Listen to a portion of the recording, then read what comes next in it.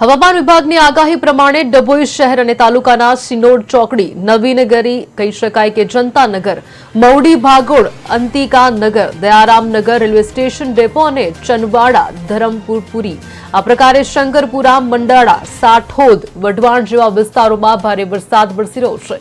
શહેરના રસ્તાઓ પાણીથી ભરાઈ જતા નવરાત્રી આયોજકોમાં ચિંતાનો માહોલ જોવા મળ્યો છે। ડભોઈના મુખ્ય ગરબા દર્ભાવતી નવરાત્રી મહોત્સવને વરસાદને કારણે આજે મોકૂફ રાખવામાં આવ્યો છે। ધારાસભ્ય શૈલેષ મહેતાના પ્રમુખ સ્થાને એપીએમસી મેદાન ખાતે ગઢ ભવાની કલ્ચર ગ્રુપ દ્વારા આયોજિત ગરબા બંધ રહેતા ખેલૈયાઓમાં નિરાશા જોવા મળી છે, જ્યારે ખેડૂતો માટે ડાંગર અને કપાસના પાકને આશીર્વાદરૂપ વરસાદ વરસી રહ્યો છે।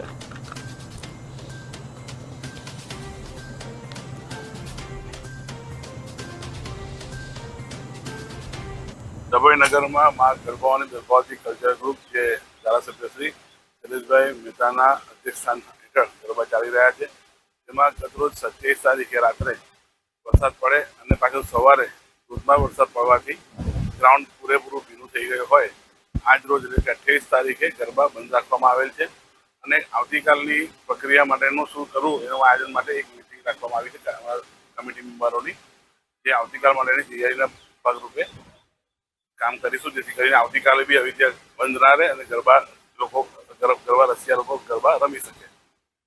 એટલે આજ રોજ ગરબા સદંતર બંધ રાખવામાં આવેલ છે।